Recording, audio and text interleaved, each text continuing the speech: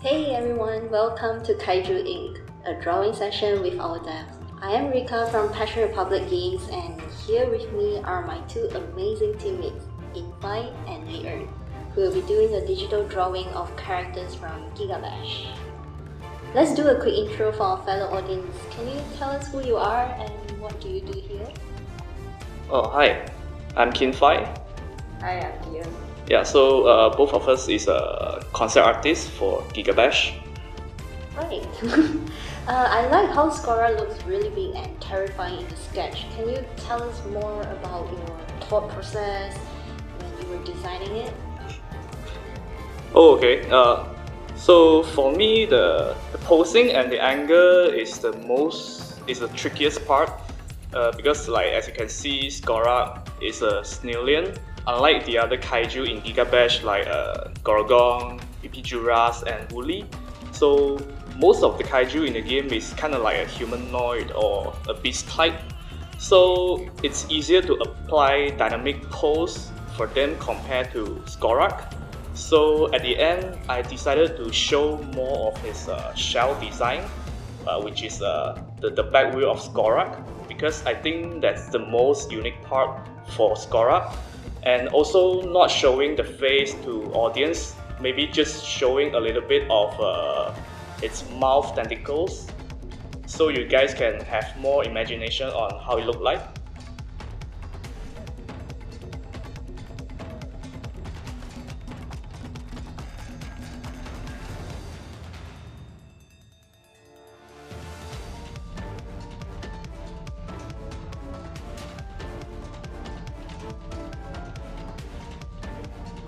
Can you tell us more about your inspiration when designing Skora? Okay, so I remember at first the game director, he told me that he wants a Snillian for the next kaiju design. So I remember the keyword that he gave me was it needs to be an unpredictable character. So when you look at him, you don't really know like what he is thinking, and the attack move will surprise the player at the same time. So when I start doing the research, I think of Namegon from Ultra Q. It's a very old tokusatsu show, but I also want to make it more than a snail or a slug kaiju. So I starting to apply some Lovecraft motif into the design, like Cthulhu, Great Race, Elder Thing.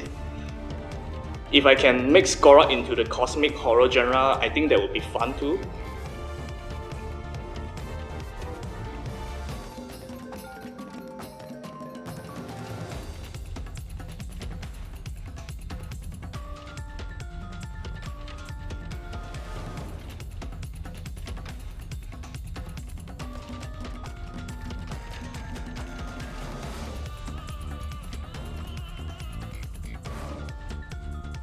I see that Skora has a really bright red body with scary looking skull.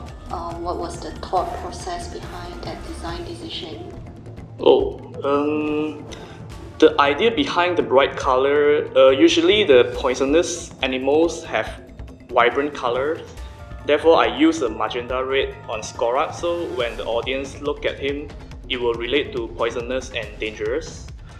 And for the skull head, I don't really remember who suggested that, because when we have brainstorming meetings, usually the ideas like came from here and there, it came from everywhere, so I don't really remember who suggested that idea.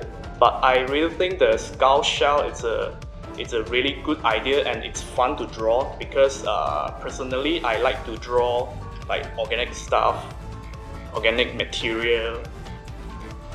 Yep. Also, I noticed that Skora seems like a really complex character to draw. Can you just talk to us a little about your challenges when designing it? To be honest, compared to the other kaiju in the game, I think Skora is way more easy to draw. I think the challenge for Skora is I have a difficulty to set a pose for him because of the limitation his anatomy. Yeah, because he's a snail, so sometimes it's very hard to decide a pose for him. Yeah.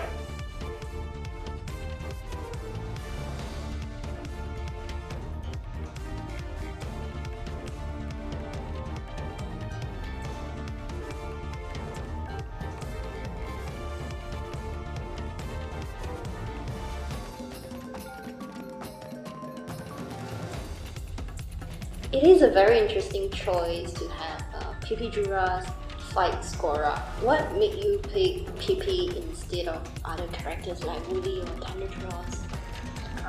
Because both of them look strange. Compared to Skorak's detail level, Woody might be too simple, while Gorgon and Thundertross have too much detail. So I choose PP Jura because it has more or less the same detail level with Skorak, and they share a similar kind of strange alienish vibe too.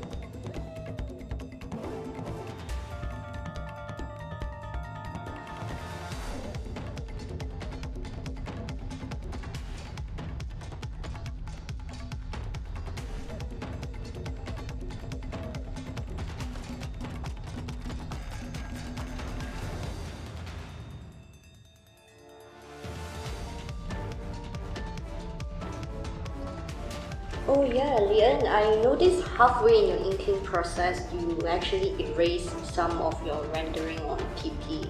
Seems like you were reconsidering something. Can you tell us more about that? Yeah, I feel like the shading makes it a bit noisy. Since PP is at the back, it would be better to let it be simple.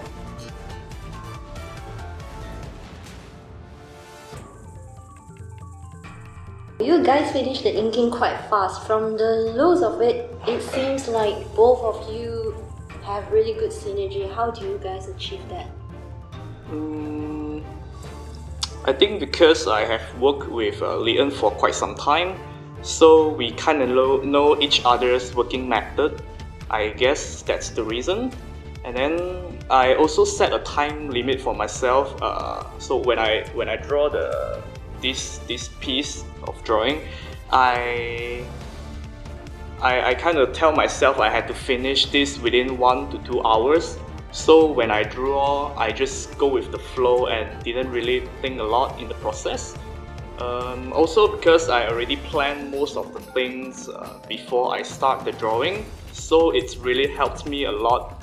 And also helps me to have a clearer direction when I'm drawing the live drawing. Yeah. Cool. I definitely agree with you that good teams, chemistry, and well planning comes hand in hand when we need to stay focused in accomplishing a task together. It is good to see that both of you enjoy the process and really creating an awesome piece of drawing.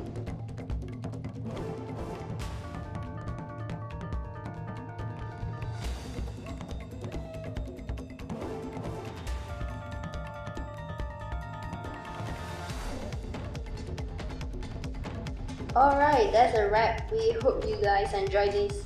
Thank you for watching and see you next time. Bye! Bye, thank you.